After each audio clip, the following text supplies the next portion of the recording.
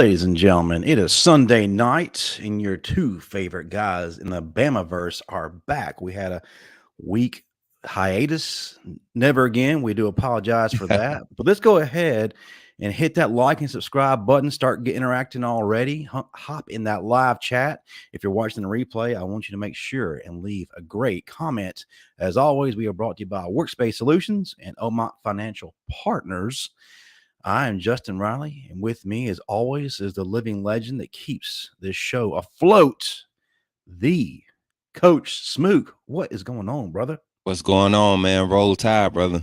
Roll Tide, and Merry Christmas to everyone. Hey, our gift from Saban is coming a little bit later, which will be New Year's Eve. I don't like the gift of 11 a.m. kickoff, Right. but that's what we got. It's kind of crazy seeing the Sugar Bowl being played at So 11 early. a.m. This isn't a Jefferson Pilot game. For those of you who are old enough to remember Jefferson Pilot, I just dated myself right there. Right. You way old. This segment brought to you by AARP. Triple ARP. Hey, yes, Hey. sir. Yes, sir. Welcome in, everybody in the chat. Let's go ahead and get this thing fired up. Listen, Alabama may not be playing right now, but we've got a lot of things going on in the Bamaverse, as I've coined earlier. And I may use the term Walmart Bama fans often tonight. That's, I got to make up for lost time since we weren't here last week. So, Coach Moog, I know you got a lot to say about our first topic, and that is the departures. We had guys declare for the portal, most notable being JoJo Earl, Trayshawn Holden, and most recently Aaron Anderson and Javion Cohen. Only person on the defense that really was of note was Kyrie Jackson, and they're all at their destinations right now. Can't Trayshawn forget Holden, Christian Leary. Christian Leary, I'm still heartbroken about Yeah, that. that's the one But I'm heard about. Christian Leary is now UCF, has joined forces with Javon Baker, former Mm-hmm. teammate at Alabama. Trayshawn Holden and Kyrie Jackson are joining forces, but now at Oregon. Mm-hmm. And Aaron Anderson has announced that the Bayou, that's right, LSU, will be his destination. Off the top of your head, man, what are your thoughts on these departures? And is it something any of us should be concerned about? Aaron Anderson. That's a personal move. I'm telling you right now. I don't know if y'all remember it during the early signing period when we got him from LSU. He was trending towards LSU. So for him to still be able to get in the portal and go back there quickly, um, that's kind of going to be something on him. Should he have picked them first type deal. And I feel like he's going to get an opportunity. We see what they're going to be losing in that wide receiver room. So it's definitely, and we know what he was able, what he should have been able to do this year once he got healthy. But once again, that's something that we complain about all year. Personnel and guys not getting chances. And Christian Leary at UCF, I believe that guy's going to explode onto the scene. Yeah. That's just a lot of speed. Now, will the rumor of Butterfingers be true?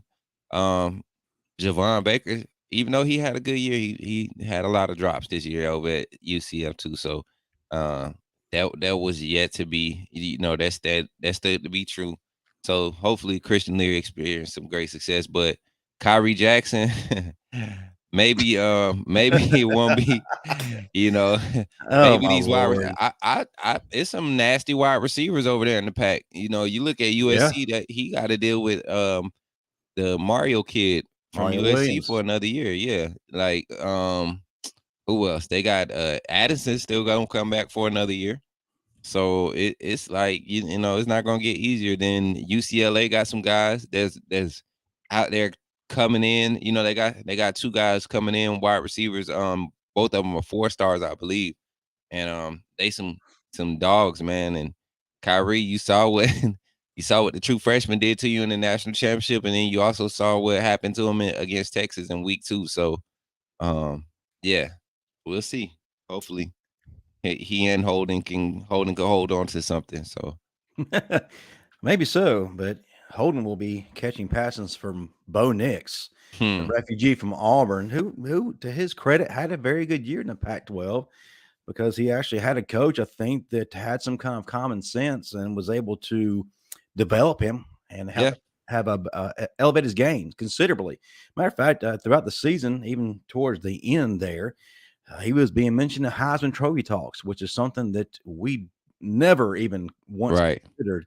But Aaron Anderson, it's kind of crazy because if you go back to last spring, he was one of the guys that Nick Saban kind of singled out amongst other players, especially being the freshman, the early enrollee. And Saban doesn't really typically draw attention to the young guys.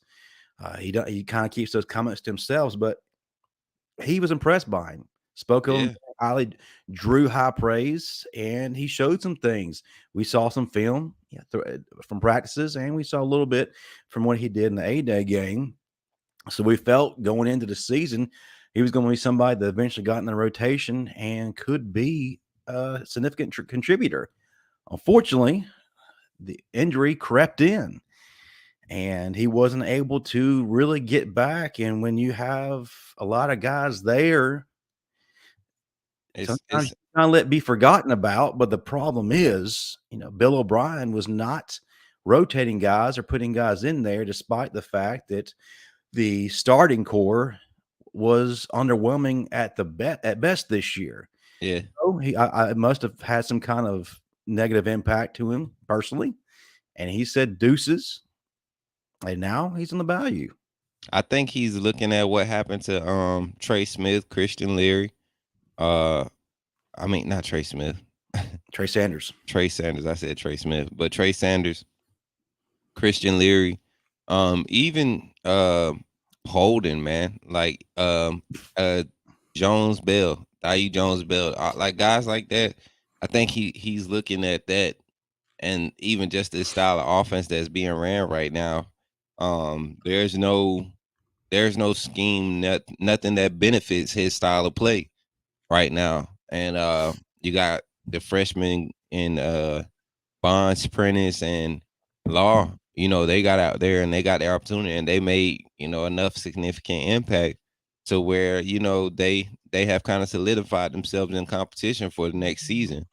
And then with the departure of the guys, that were, that are going to the league. I mean, that just transferred and everything. He didn't see a need to fit. You got guys coming in like Malik Benson, Mhm. come from JUCO. You got Hale, coming in from high school. I feel like he's going to have an opportunity to compete.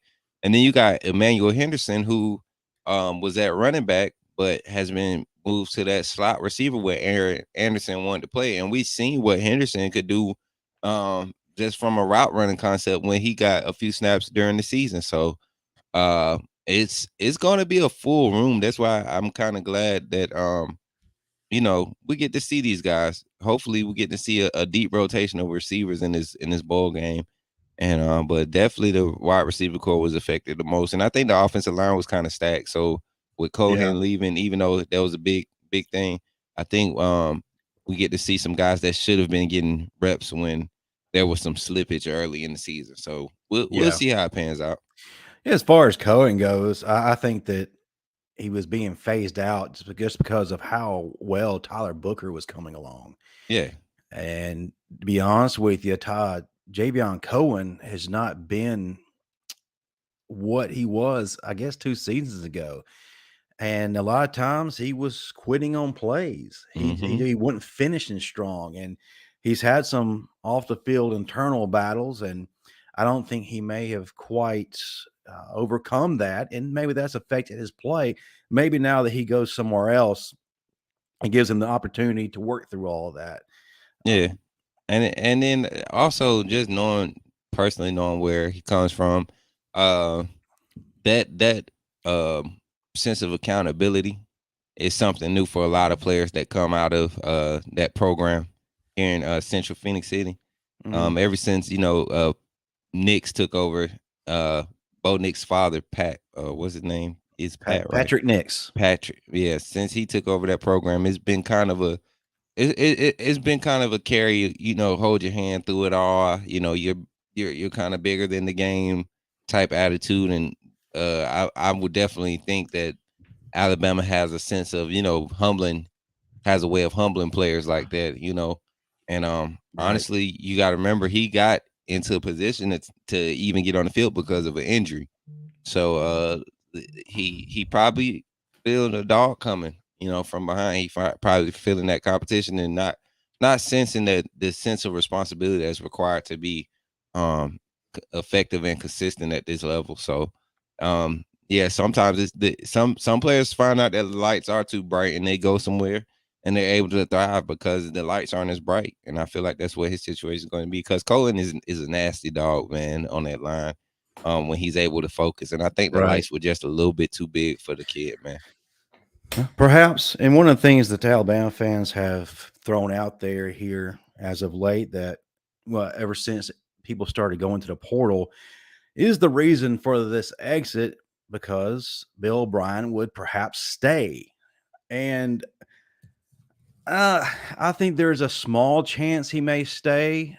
And to kind of calm Alabama fans down, maybe the reason why we haven't named an offensive coordinator replacement or have talked about the moving on of coaches here is maybe because Coach Saban has already internally taken care of this. Maybe he's already got his guy, and he's going to wait till after the bowl season is over or the bowl game is over to make that announcement so he can keep the main thing, and that's the focus on the Sugar Bowl itself. What are your thoughts, Coach? Is there any outside shot that Bill O'Brien, in fact, returns? Um, there's always a chance, man. You never know what's going on inside the program. We always question why was Bill O'Brien the choice in the first place, and Coach Saban's saying he's the only guy. Maybe like, well, he's saying he's going to keep coaching until he can't coach no more. And Right. realistically, we're giving him 6 to 7 years, maybe, to do this at this level. And yeah, so you would have to question like, is Bill O'Brien the predecessor? Would Mm. Alabama, the alumni and the athletic director, and would they really invest into Bill O'Brien becoming the next head coach? I don't think so, but you never know. You never know. Money talks these days, and sometimes people with more money don't necessarily know what they're talking about, but they have more influence because they have the money. And so, but more than likely, no. I think Bill O'Brien is definitely out the door. I think Coach Saban is definitely not trying to show his cards too early. You don't want to go into guys, making abrupt decisions because it's an Alabama offer. You want guys to be clear when they're thinking about coming because he knows that the next 2 to 3 years could possibly be, the stamp on his career. And you want to definitely end it the best way you can while also setting somebody else up to be next in line to carry on the legacy. So yeah, I mean I'm siding right there with you that it's just a well calculated thing going on. And it is to us it looks bad as fans, but to the rest of college football, Alabama is 10-2, and we're going to a New Year's Six bowl.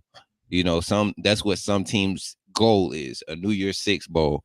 Not Alabama's, what we've become used to, but this is a good season. This was a good season. It just wasn't an Alabama good season. So Yeah, I agree, and I think we as fans kind of get a little over anxious, and we tend to forget who is in control, and that's Coach Saban. And to be quite honest with you, he really doesn't owe us an explanation until it's the right time. But we're in the drive through generation where we want everything right now, hot, fast, ready, and right, right in front of us. But looking at the list of offensive coordinators, the first thing that pops in our mind is Garrett Riley. Uh, One thing you got to think about, if Garrett Riley and the TCU Horned Frogs miraculously win the national championship, all of a sudden people aren't just wanting him as an offensive coordinator, but will be coming to him as a head coach. Now, if that happens, it's highly unlikely TCU pulls off that miracle, but let's just kind of dance around here. Who is our second choice? A couple of names that come to my mind is Tulane's Chip Long of course, Joe Brady, Charlie Wise Jr. from Ole Miss. Some people are still throwing out Dan Mullen. I'm not going to keep that name on my list. And one of the things, I and would people, pray. I would pray not. And if that type of hire was made, me personally, I'm panicking. Like Lane Kiffin was different. That was a different hire for like you talking about personalities but everybody knew Lane Kiffin could coach an offense. You know, everybody knew Lane Kiffin could design an offense. I don't know what Bozo Dan Bozo brings to the table. I mean, he's not a crazy good offensive coordinator. I mean, no, what did he do at Mississippi State? What did he do at Florida?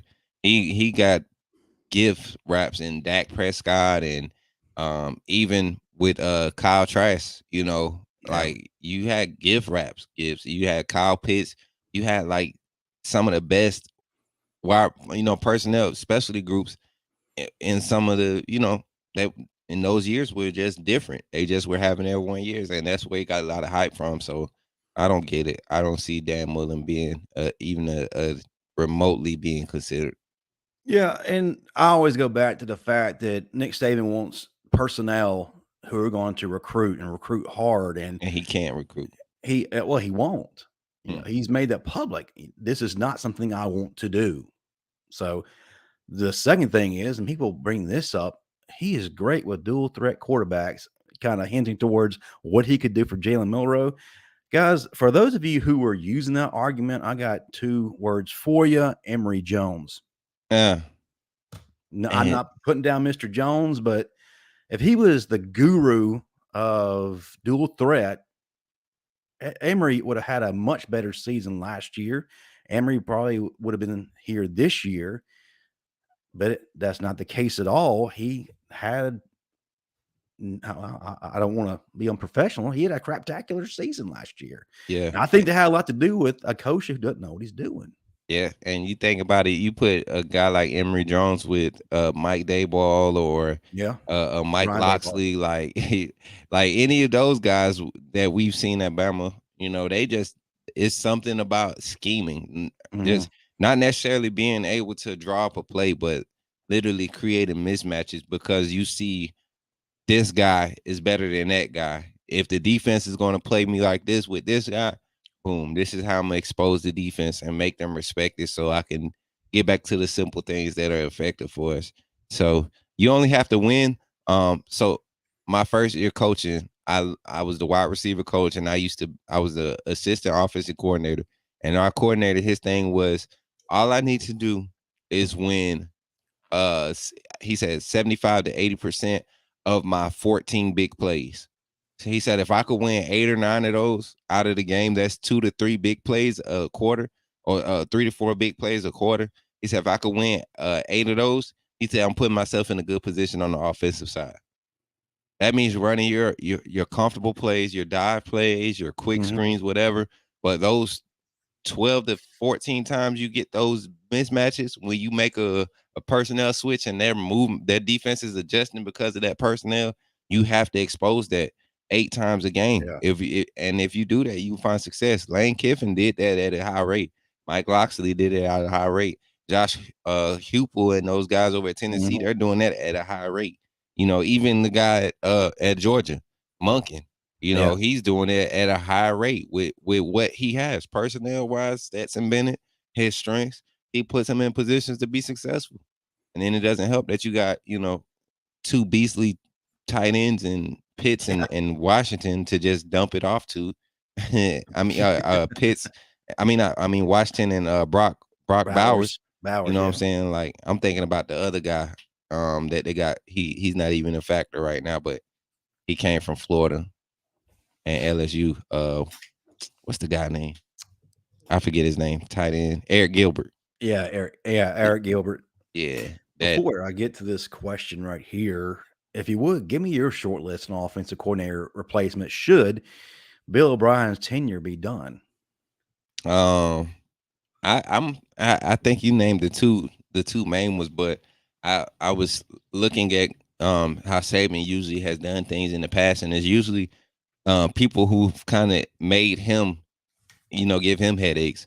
And you think about teams that still not necessarily gave us a headache, but if it was a promotion, um, I'm looking at the coordinator either Terry Bowden at ULM or his Mm. offensive coordinator Matt Cubic. Both of those guys have their hands in the offense over there at ULM, and ULM puts up numbers every time we play them. They may not score a lot of points, but their offense usually gives us issues early on. And their scheme though, if you go and Yeah, watch it's how they nice. play in their conference play, when they're playing their conference games, those guys are really solid. And I would even go as far as to say we explore deep and go like to a D2 school, looking at somewhere like North Dakota State. Their offensive coordinator I mean, you never know in this type of year because Coach Saban makes some crazy adjustments when we get in these moments over his tenure. He's been the head coach. So I would just keep my eyes open for just about anything. Just preferably it's not Dan Mullen. Yeah, I am right there with you. In regards to going D1 FCS level, you can't go wrong hiring anybody from North Dakota State. Not at all, because that's championship pedigree. That's the equivalent of Alabama, but at the FCS level. And coincidentally, we're going to have ties to Dakota State and the Sugar Bowl because their head coach is the Saban equivalent when he was at North Dakota State. And he's going to be Right. drawing up some plays and doing some things against us next Saturday. Question here from Moon Rocka. Any chance any of the players in the portal come back? I think there's a strong possibility maybe a Christian Leary comes back, depending on who the hire is in terms of an offensive coordinator. So Leary he hasn't signed anywhere, has he? Uh, UCF. Yeah, I don't think Leary comes back just for that reason. Like UCF is going to get him on the field. Leary to me has so much value. Wherever he goes, he's going to be the featured. He's going to be some. He's going to have opportunity to be featured. He's not going to be slighted like he was at Bama, and that's to me that is what players this day and age want. They just want an opportunity to be featured, especially when you come in with such hype. This year coming in, Leary was supposed to be one of the guys implemented in the offense. He was a senior, one of the veteran guys out there on the field, had been in the offensive system. I mean, he had speed. When Harrell and Anderson went down and Earl were down, you would have thought immediately that Leary would have got the opportunity to be that guy in the slot, but a true freshman gets the nod before him in the first game of the year. That kind of didn't, and then it didn't change even after the true freshman made some early. And Kobe Prentice had a good season for a true freshman, yeah, he did. but he made a lot of early young guy mistakes that I feel like if you have Leary out there, those mistakes aren't made. The question is, does he catch the ball in a lot of those situations also? And I think that's what's been Leary's little Achilles heel, if you want to say if there was anything to make a complaint about his game. Yeah, I agree. Now, I honestly don't think that any of these guys return. And this kind of goes with any read here. A lot of fans think the sky's falling, seeing all these transfers happening when it happens every year. I get that. It's a lot for one position, but it's not like any of those guys made a huge impact. You're correct, sir. You're Or right. man, I'm not sure what any read. Anyway, yeah, those guys weren't significant contributors and they had no kind of lasting impact that would greatly enhance our game or greatly detract from our game. So you're going to have, yeah, like you just said, you're going to have those guys who leave. It's just going to happen. And I think we all understand the talent at wide receiver that's coming in. Malik Benson is going to be a day one guy. He's All going to right. make you forget about a lot of these guys. There was one thing I want to bring up. Keith Cannon, what's up with Tye Jones Bell? That's another name that's kind of got lost in the fray coming in from that really good recruiting class, that group of receivers that was rated pretty highly. They just hadn't translated for him, unfortunately, at Do you Alabama. do you think he has sort of like a because you remember he was getting looks last year. He was. And do you think he has kind of like a Kevin Norwood type career at Bama where he just sticks it out and he's committed to getting his degree? He's committed to his commitment with Bama. Um, do you think he finally gets the opportunity? You know, being that there'll be a new offensive coordinator coming in, preferably, um, showing his level of maturity because I don't believe it's a lack of skill. Yeah, I I think agree. it was a lack of focus because those opportunities that he got last year, he did drop a lot of big opportunities last year, Eyes and got too big. Yeah, yes, and I think if I'm not mistaken, him and Holden were the ones battling for position in the same time in the same position, and Holden would make the catch, and didn't do anything so great. He just would make the catch, and Jones Bell, he dropped a lot of opportunities. So I wonder with a new coordinator coming in, and then him just being more mature, eyes getting a little, things slowing down a little bit more for him. Will that be his type of career? Because Kevin Norwood made a lot of big plays his senior year.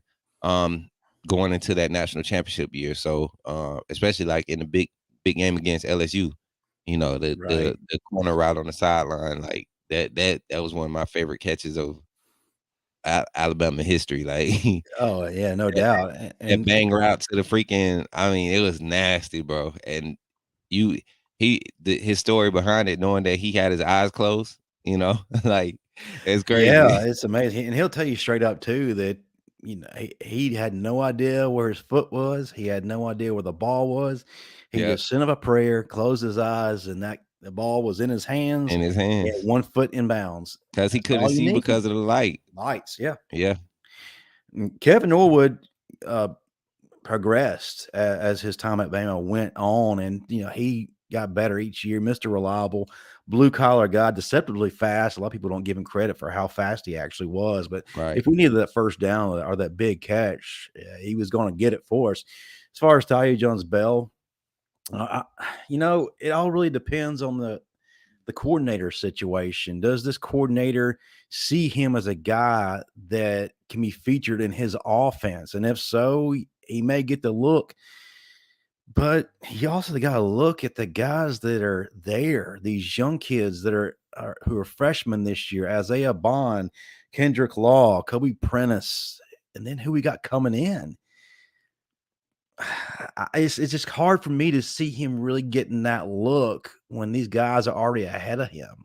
Right. And that's the bad part about Bama. You have to, if you're not committed to the long haul, like a Jalen Moody, or like I just said, a Kevin Norwood, or even like Slade Bolden, like those guys like that just were committed to just being on the team. And you're not looking to be the feature guy, but you're just ready and always, always ready and just available for the team. Then Jones Bell might see something, he might get opportunities to just, get glimpses of what could have been. But like you said, man, it's so much talent coming in. I feel like what's the young guy coming in to 23, the 23 wide receiver. I can't remember his name. I want to say Hurley. Is it No, that's defensive back. Jaleel Hurley is our defensive back Jalen coming. Hale? Yeah, Jalen Hale. He's Yes, that kid, a piece man. of Like work, man. that's what I'm saying. Like he's got raw talent as a wide receiver. The way he attacks the ball, and then just he's a lot more shifty than the highlight film that you go and look at on Rivals. Not Rivals, but whatever the app is, I forget it. But he's a Good lot more question. shifty and sneaky than those highlights show. And like that guy can come in and make an impact because he probably looking at Jermaine Burton and Ja'Cory Brooks like, Yeah. okay, like I got a chance. Yeah, Kenneth Cannon, you're absolutely right. Don't forget about Shaz Preston. That's another guy. So Oh man. it's deep. It's deep. Javarius Cole, I think you may have missed when Coach Smook and I gave our short list for our offensive coordinators. For me, it was, if it's not Garrett Riley, I'm looking at Tulane's Chip Long. Also, having hope for Joe Brady. I know he's really wanting an NFL gig, but if somehow we're able to convince him to come to Bama, huge addition to the squad and can do big things, as we've already seen in regards to what he did for LSU. And then I also look at Charlie Weiss Jr. at Ole Miss. Coach, remind me again who you were looking at so we can let Javarius Terry know. Terry Bowden at ULM, or his coordinator Matt Cubic. And then also the QB coach at Texas. That's who I was thinking about. What's his name? He's Sarkeesian's boy. I think that would be a little sneaky move too. I think Coach Saban would do that. The QB coach, assistant offensive coordinator at Texas.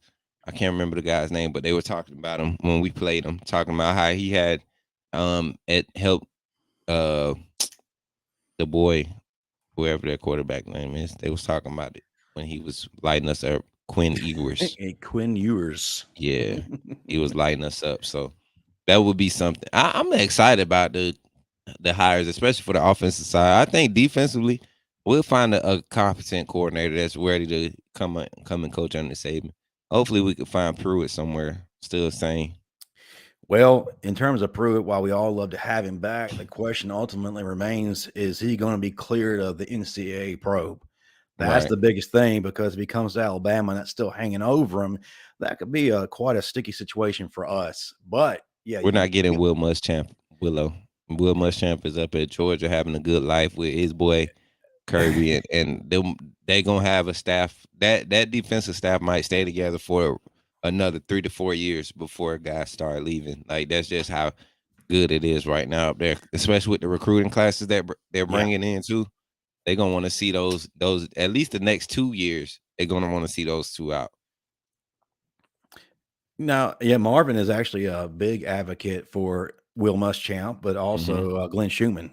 Two guys who definitely get the job done and have that old school feel. And I know that Will Muschamp is probably holding out for a position at Georgia. He's a Georgia guy, played there with Kirby Smart. Schumann now he has Bama connections, Yeah, so that could definitely work out in our favor. I would Should love to we have. open the checkbook?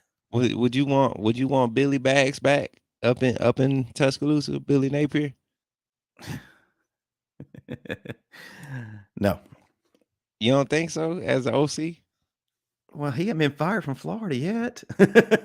I'm just saying it could happen. It's going to happen. I think Florida was too big for him. I don't know, man. I think he inherited a big mess left over by Dan Mullen, That's what and I'm he's kind saying. of having to press a reset button, and he's got a lot of work ahead of him. The question is, are Florida fans going to let him have the time to do what he needs to do? And I don't think so. I don't No, think so. well, That's just the day and age of this college football you're world. right. You're right.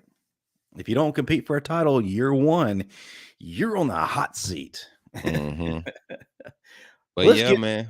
let's get to the main topic. We've been through some important things. I'll give it that. But the biggest thing is, this past Friday, we have learned that Bryce Young and Will Anderson are going to play in the Sugar Bowl. They are not opting out.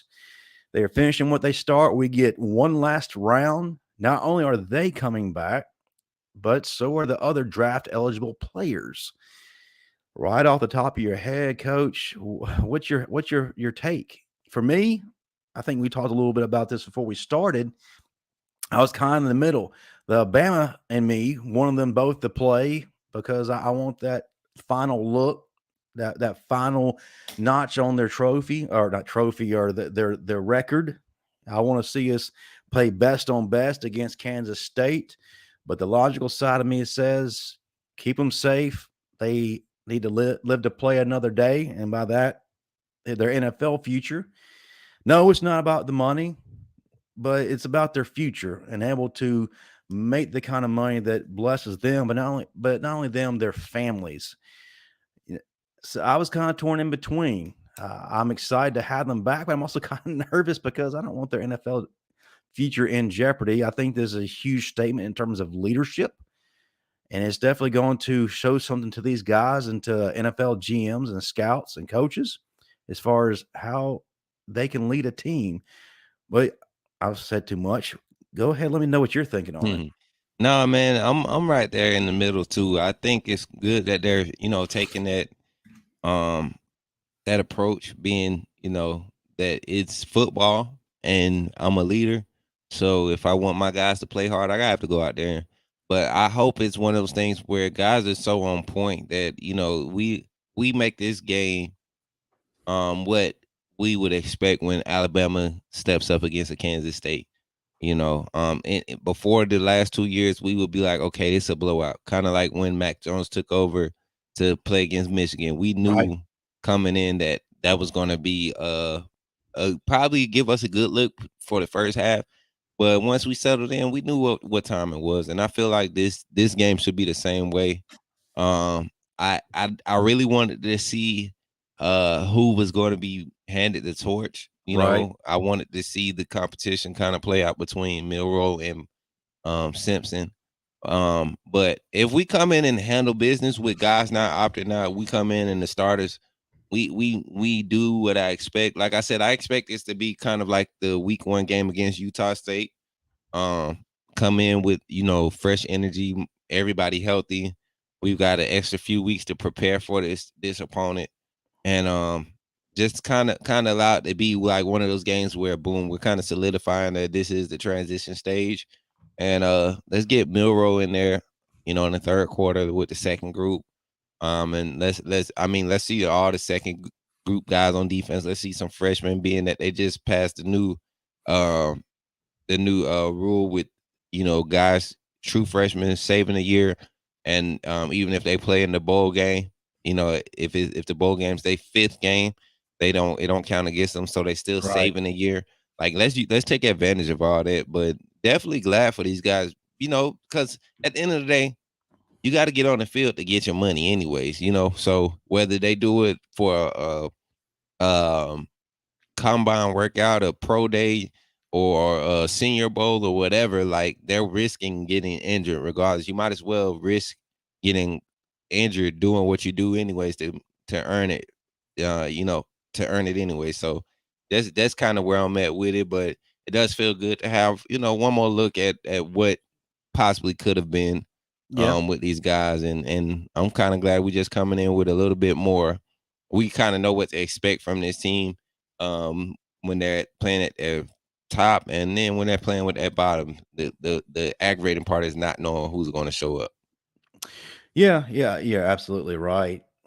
And one of the things I want to look at, with them playing, how much of them do we actually see? I think a lot of fans are already assuming this is going to be a blowout, that Kansas State has no chance whatsoever. Like you said, it's like a Utah State. But the thing is, I'm not seeing it that way. I think Kansas State is a really good team. I think they're being overlooked. And if you had a chance to watch them this year, and I know Bama fans, you had a good opportunity to see them play in the Big 12 championship. They're fighters, they're scrappers, they're fighters. They're well coached. Like I said, Chris Kleeman, former North Dakota State guy, championship pedigree, several championships in a row, calling the shots there. He's got a great offensive coordinator, former quarterback Colin Klein. They don't have guys that are going to stretch the field and beat you deep, but Colin Klein has this thing called creativity where he finds ways to get his receivers the ball. These guys are going to fight. I don't think they're going to roll over. I don't think it's going to be quite as easy as what some are predicting it to be. I think we're going to have to earn it. How do you see it? Do you think this is just the saving of me saying don't overlook anything? Because I see Kansas State as a formidable opponent. I do too, but not necessarily from a talent standpoint. And that when you're able to execute early and you have the talent gap, that's usually what gets teams out of it. And Kansas State, they don't play with they play their game. They don't play up to an opponent. They don't play down to an opponent. They play their game. And that's what makes them who they are. So the moment you can get them out of that, which Alabama has the capability of doing, that's when you see them, drop 3 games in the season. Is just they've played teams that could get them off schedule quick and early. And even in their conference championship game, I just believe TCU because it was Kansas State and TCU, correct? Right, that's right. Yeah, I mean TCU just they evaded their whole game plan. They panicked early because they didn't trust their defense. And it showed. They became very uncharacteristic, and that's what scares me about Alabama. So, like I said, if we show up Iron Bowl Bama, then I believe we blow Kansas State out. But if we show up Texas Bama or LSU Bama Yeah. or You know what I'm saying? Like, and that's what bothers me. Like, I could name more bad Bama teams this season than I can, you know, flawless Bama teams. And like, it's not like I can't go back to like when we beat up on cupcake teams. Like you can, but that's not really any testament to anything. I'm thinking about when we handled Auburn, which was probably the only game where I felt like we won, you know, first quarter to the end from start to finish. Few bad plays here and there, but we won that game. We took Yeah. that game. So if that Bama team shows up, it's going to be a walk in the park, man. Kansas State just doesn't have the like you said the explosiveness to handle a top top end running like a well oiled machine Bama team, and that's what I'm banking on pulling up for this Sugar Bowl. I agree. If we play as Bama, we can expose a lot of their weaknesses in their defense. Their defense is very inconsistent and they can leave holes. And if we are able to capitalize on that quick, fast, and hurry, they don't play well in space, coach. They don't. They And don't. if we can be creative and get Jameer Gibbs in space, if we can get Isaiah Bond and Kendrick Law in space, and maybe even having Marinda Black emerge and get some more looks and more reps. I don't think they have guys who can necessarily cover them. But the thing is, we're going to have to hit them in the mouth and do it early on and not let them hang around, because the longer you let them hang around, that That's blue what collar they want. mentality is, yeah, that's what they want. That blue collar mentality is going to make them fight, and it's going to be a battle. One of the things I'm looking at, you mentioned which Bama team shows up. Does that Bama team show up, or does the Bama team that we have been seeing throughout the season has been kind of mid, or maybe even a Bama team that, yeah, even though the guys who are draft eligible showed up, are they going to show up playing not to get hurt? I And, don't think and so, man. If you're committed to if you're playing in this game, I think you're playing. You know that there's something else to prove. Like honestly, that's in this day and age. If you're draft eligible and you have good grades, you're getting good. You know, wherever you're getting projected at, you're not playing in a bowl game. It's very rare, and it's usually it's a quarterbacks that resume. come in and do it, and it's because they know that they really outmatch the opponent. And you know, you saw Kyle Trask and those guys. They messed up. Kyle Trask messed up his draft stock when he came out after all those other guys set out for that bowl game that year, and he came out and still played with those fourth and fifth stringers, and like God, they left him stranded. God, it was yeah, awful. and that was he was getting first day projections before that game. You know, first day, early second day projections. You know, so you really got to think that guys kind of know that this game needs to be a highlight film. This game needs to be some film added to, you know, before my pro day. What guys looking at when I have time to prepare, when it's just literally this is all that I'm doing. You know, because most of these guys aren't going, they're not in class anymore. They've been out of class for a week now. Yep. You know, so um it's one of those things, man, where if they're playing, uh they're definitely committed to it. They have to be. And They do. that's another subject I want to talk about. Wide receiver wise, who do we see, you know, begin to become the feature? Do we continue to see Kendrick Law being targeted more because he's the one creating space? Right. Prentice and Bonds, you know, being the relief guys. Is Ja'Cory Brooks remain to be the primary target? Does Jermaine Burton begin to, you know, show some type of growth or understanding and begin to be more of a playmaker instead of, you know, trying to be a stretch guy? Let him be a possession receiver, because that's, Right. I mean, what do we see in that wide receiver room? Do we see Emmanuel Henderson get some looks because, you know, do we see Jones Bell finally because so many guys have left? I mean, Maybe. it's Maybe. it's a lot of questions to be answered. And I think these guys are going to play hard. I just throwing a question out there for discussion. The biggest thing is for this game, this is the on the field interview for these draft eligible players, because there's Mm-hmm. going to be a ton of NFL scouts, GMs, coaches, and whatnot evaluating them, and they want to see how they're going to respond. Are they going to go 100, or are they going to kind of play it safe? And that can affect their draft stock. But another guy, you bring up the wide receivers. This is an on the field interview for Jermaine Burton. This is his opportunity to show that he can be a lead dog, an alpha dog for next year because he's got some young bucks here. They're nipping at his heels right now. And if he doesn't come to the party, they're ready to take over. No question, Jermaine Burton underperformed this year. 37 receptions, 590 yards, and 6 touchdowns. A lot of that came in the later part of the season. We expected a lot more. We even had talks of him maybe being a first day pick. Had he got the 1,000+ yards we thought he would get, but that wasn't the case at all.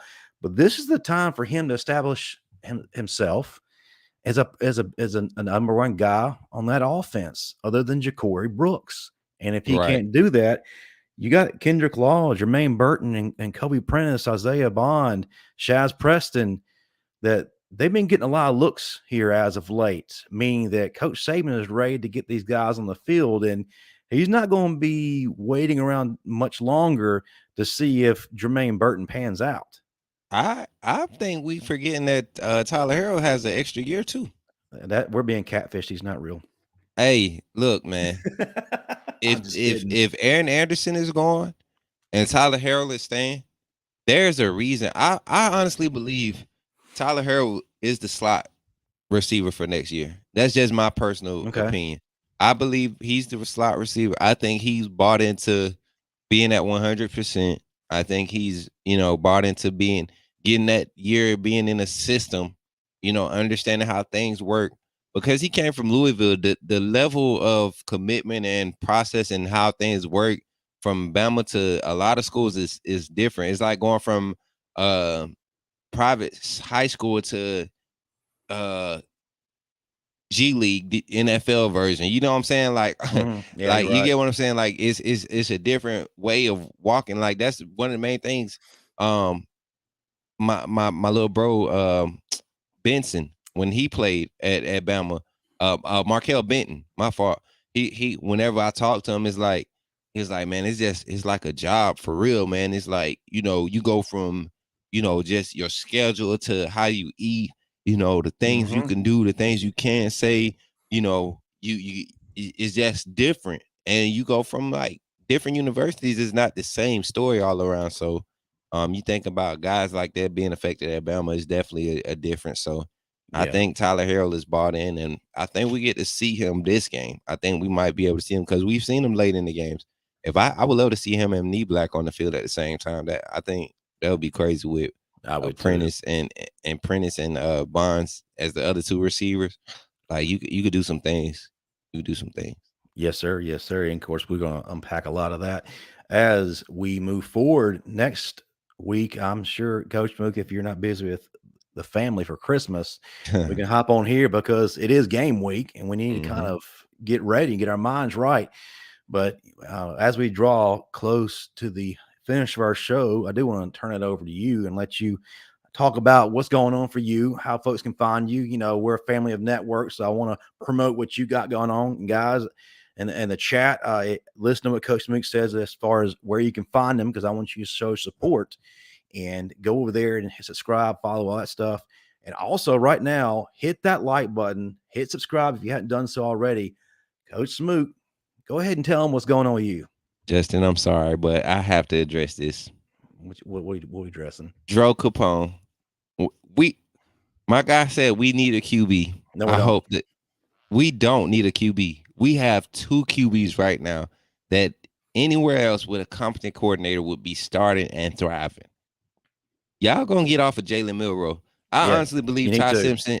I honestly believe Ty Simpson needs one more year to just be comfortable at this level. Right. And if if he's confident in his ability to learn and continue to grow, I think he sits and allows Jalen Milroe to lose the job. You get what I'm saying? You kind of Yeah. Mac Jones is a perfect example of what Ty Simpson can be. Man, you're getting an opportunity, especially coming in next year with a new coordinator and a guy like Jalen Milroe.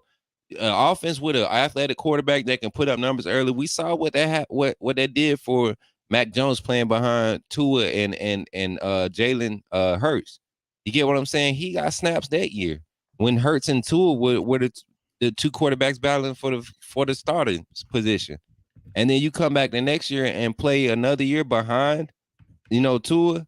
Like it works out when you trust the process, and a guy like Simpson can benefit from that. But Milrow, y'all gotta stop sleeping on him. But I gotta y'all gotta stop. Y'all gotta stop. Get off Milrow. That guy could be. You got to, folks. You got to take a logical approach to this. And I'm not trying to put down anyone. I think a lot of Bama fans, to your credit, coach, are writing him off, and you cannot write him off based on the one performance that Bill O'Brien had him or laid out for him. He was not comfortable with what O'Brien was laying out for him. He was not developing him. He was not simplifying the playbook and allowing him to do what he was comfortable with. He did not design any plays around his skill set, and he didn't allow the game to come to him in a normal fashion. He just said, "You know what? Here's Bryce's offense. Best of luck.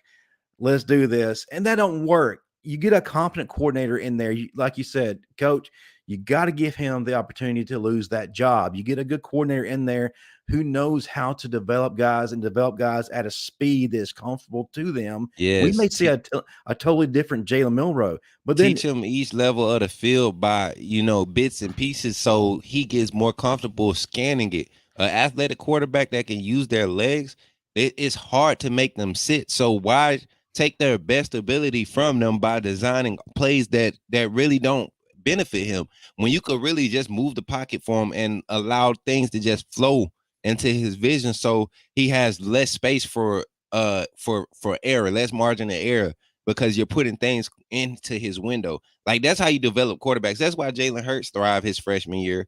And then, we seen him kind of stumble his sophomore year because, he didn't have the ability, the time to sit back. But then once you get benched behind Tua, he had that time to learn the second and third levels of processing, reading defenses and everything. So I think we seeing the same thing happen with Jalen Milrow, and the guy's going to be a stud. But I didn't mean to get off subject. I just get no, tired of people sleeping on this guy. They talk about the turnovers, and like he's undefeated. Both times he's had to come in the game. He's had to play when the game was still matter. He started one game. He came in against Arkansas when the game was still, up for grabs, and he's led them both to wins. You go with a winning quarterback that can find ways to win. You could develop a quarterback like that. We saw it happen with Tebow, in 2007, 2008. It's just you got to have a coordinator that's competent enough to do it. you're right, and you got to also look at another aspect of the thing. If you bring in another quarterback and you tell Jalen Milrow, Ty Simpson, and then next year Eli Holstein and Dylan Lonergan to sit and wait even longer and delay their process of getting them in the lineup. Oh, and did I mention we already got Julian Sand for the next class? Right. We're going to lose commitments. We're going to have got those guys hit the transfer portal. We're set. We have the right guys coming in. Like I said, let's give the offensive coordinator, if indeed we get a new one, do his thing and develop these guys, and then we can make our assessments after that. It's the logical thing to do. I'm just asking for the Bama fans to join me in that thought process. Right. But yeah, man, I'm sorry. It's just that he's too much talent, man. But if y'all want to find your boy, Justin, I love this show, man. I love this show, by the way. Yeah, me too. But if you guys want to find me, definitely look me up on Facebook and also on TikTok and on YouTube. Coach Smoot Gaming. I'm a gaming content creator. I just love Alabama football. I love college football in general. But we're definitely bringing some more content to the channel. YouTube, we're going to be starting our reaction videos. We'll be reacting to a whole bunch of different videos, especially sports related stuff. We're actually going to be reacting to a lot of the Bama standard stuff too with Coach Marvin. Yeah, when Coach Marvin's up there and Mr. Steve is out there and they cracking jokes, and Uncle and Big Bro Bo, I almost called him Uncle Bo. Big Bro Bo, I gotta start doing my reactions, Yeah. And it's gonna be some good content. So y'all definitely tune in to that. And once again, Justin, appreciate you for letting me be on the show, man. I appreciate you, Yeah, bro. man, we got something good going. I think we're one of the number one shows out there, especially on Sunday night. It's what y'all are needing, y'all are begging for. But listen, we got a lot more things going on this channel. This channel is expanding. If you're not hip to it, let me tell you what's going on. Of course, you got Coach Smook and I every Sunday night. Then on Tuesday nights at 8 p.m. Central, you got the Final Whistle, hosted by Matt Caddell, former Alabama wide receiver, and Chris James, and where it's going to be looking at I can't talk. Bama sports as a whole, not just football. We're looking at basketball. Of course, we have a lot to look at there. Baseball, just a little bit of everything. So those of you who are seeking content for every Alabama aspect, that's your show. Which tune in this Tuesday. Kennedy Winston will be one of the guests. And then also, too, our lead recruiting analyst, Dan James, will be with us to talk about what Alabama is going to be looking at come early signing day, which is this week. So you definitely want to tune in to hear what he has to say. Wednesday night, 7:30 p.m. Central, you've got the developmental focus points hosted by Bo Scarborough, Trent Richardson, Blake Sims, and Christian Jones, where they are focused on Alabama, so Alabama news, but also looking at the developmental side and using it as a platform to help athletes and also help the audience understand the inner workings of Alabama and football, period. The guest this week, one of the guests this week, will be none other than Alabama legend and member of College Football Hall of Fame, EJ Jr. If you have not had an opportunity to see him on the Bama Standard, which is Tuesday nights on TDA at 6 p.m., man, you're missing out. It's a treat. Definitely tune in to see what that's about and what EJ is bringing. And like I said, Tuesday nights, 6 p.m. Central, 7 p.m. Eastern, the Bama Standard on TDA. It's me, Marvin Constant, Bo Scarborough, Steve Brown, and Stephen M. Smith doing our thing, breaking down Bama from a perspective that you're not accustomed to. We are not afraid to hurt feelings. And we also have great guests that come on, legends every week. So you definitely want to tune into that. But yeah, great show, Coach. Glad to be back bro. after a week hiatus. I wasn't quite myself. It's like missing church almost. Right, Can almost. can I equate that to church? Can I do just that? about anytime you talking about Alabama football, you can just about equate it to anything important in life. So, yeah. But Joe Capone, not trying to put pick on you or anything. I definitely appreciate the opinion and understand where you're coming from. We welcome all opinions, and we're not going to put anybody down for them. But like I said, we're going to wait and see what this new offensive coordinator does.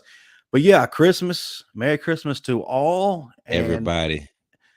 for us here at the Bama Standard post game show.